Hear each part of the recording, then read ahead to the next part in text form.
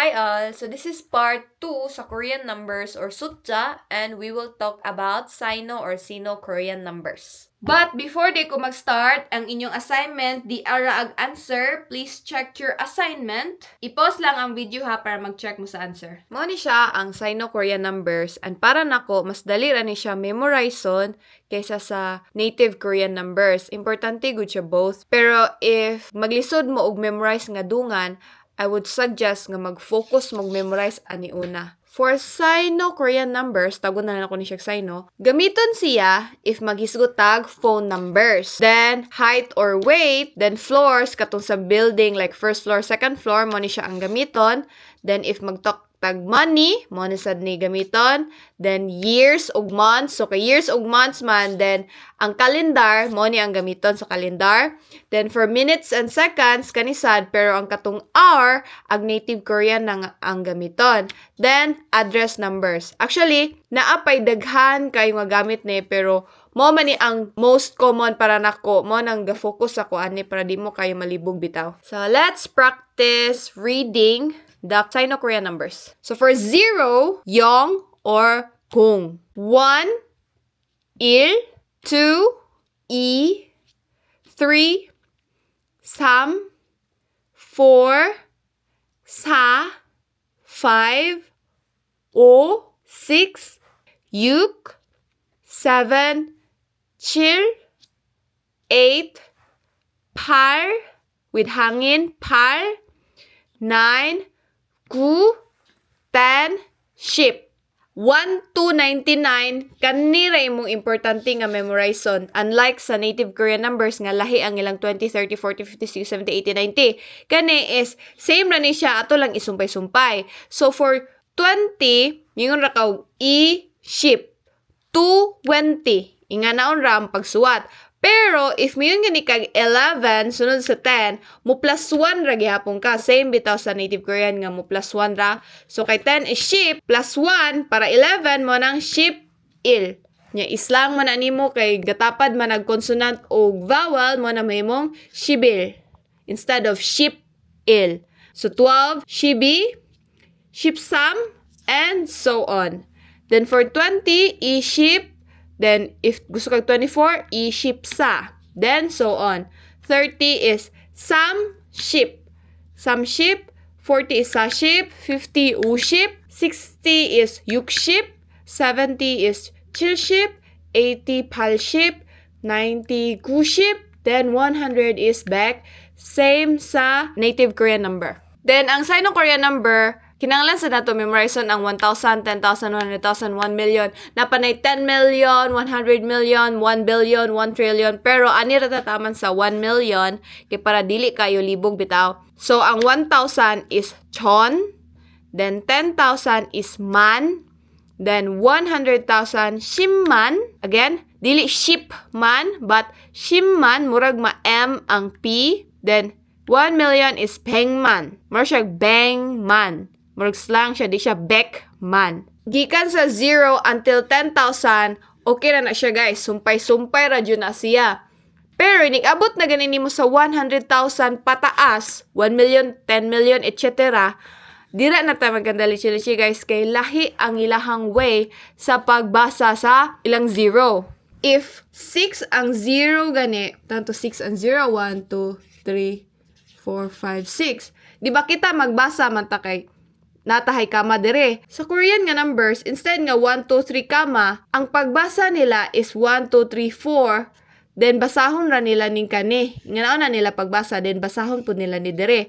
Medyo lisod siya explain ha, tagalan mo na ko example. Ibutang na to, ang number is 8,431,210. Maotahay ni. If basaw na to siya English, 8,431,210.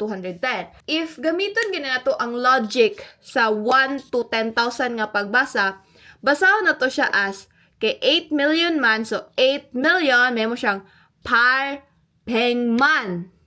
Yeah, 400,000 is sa shimman.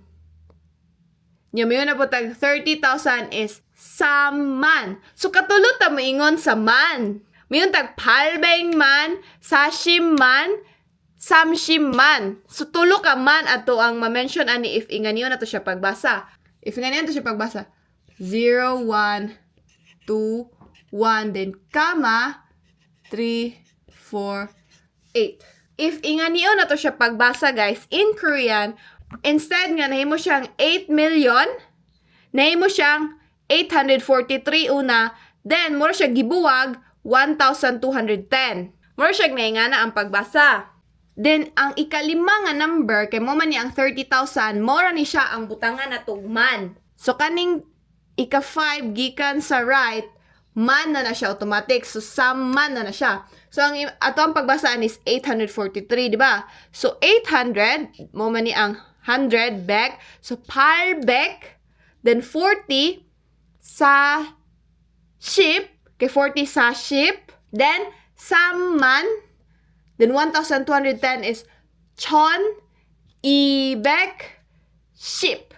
Gets ninyo? Guys, sala gini sa mga laki kay katungod kay man, katulot ta mo ingog man, mo nang di na pwede mo, nang sala nila nga nung gakandalisod ta karon. So, let's do another example, then itry ninyo og answer.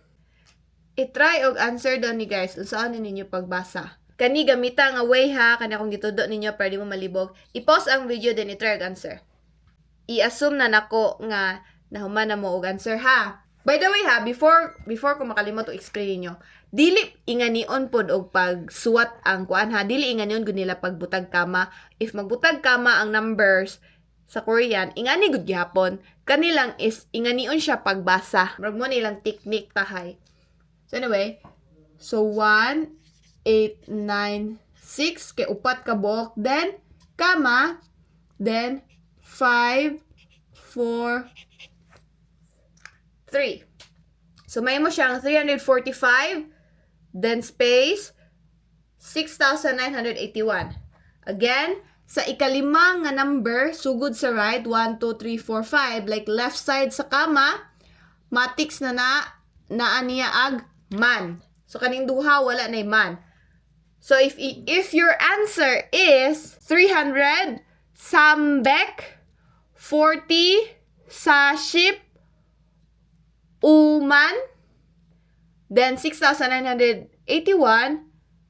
yukchon, kubek, then 80, palship, 1, il, then sakto mo. Very good na mo kayo, guys. Namatag last nga example, what if dili million? What if 100,000 na siya? So, butang na to kani. So, 143,143. So, again, i-post ninyo ang video if gusto mo ma-answer. Pero i-assume na ako nga i-post na ninyo ang video. So, gamitan na to sa atong technique.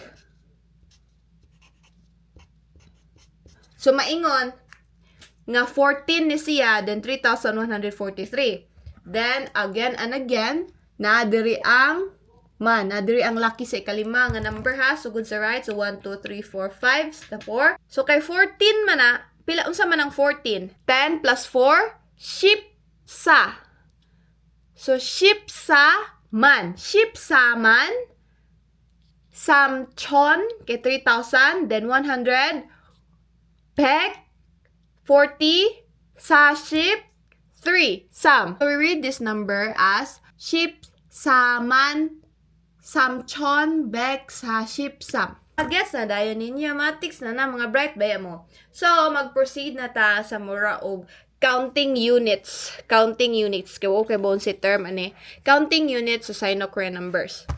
So, if maghisgot ta sa floors or building, mingon ta sa unsa nga floor, then sumpayan na to og ching.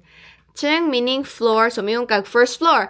Il ching meaning na first floor. Or sixth floor. Yuk ching. For money, mo na itong favorite, money, either won or peso or dollar, isumpay ra na ni mo na siya sa money una, then won. Same road yapon sa peso. For year or years, mugamit tag nyon. So for month or months, ang ato arang iada na is wall. Mag-discuss ra ta na sa next nga topic pon. So for minutes, we used bun. Tarungan ninyo niyo pronounce ang bun. Kay naay bon, kaning bon, if mayong kag, kunwari mayong kag yukship pun, mayong kag 60 minutes. Pero if mayong kag yukship bon, Meaning na number 60. Kay bon, if gamiton nimo ang sino then ada nimo bon, it means number, like number 60. Different siya sa native Korean number, kay if miyong kag bon, unya katong native nga number, times budto siya how many times. So for seconds is cho. So miyong kag 9 seconds, 9초. Nga siya guys. Ako na siyang gipaspasan ang explanation kay para na ko di siya nido explanation manggod, more on memorization manggod ni nga kaning mga numbers. So yun ra guys no, di ba? Mga bright baya mo. Kani nga topic dili ko magatag niyo assignment, pero sa next nga post or tanawan na lang ninyo akong post sa Facebook Reels, if nagtanaw mo sa YouTube Shorts, akong i-post kanang listening skills, magbasa ko og number or inyuhang tagnaon og unsay sakto nga pronunciation adto nga number or unsa nga number akong gingon. Depende unsa ko manunaan. I hope nakasabot ra mo. If wala na tayo mahimo na guys. Bawi na lang mo sa next nga lesson. So more to bye.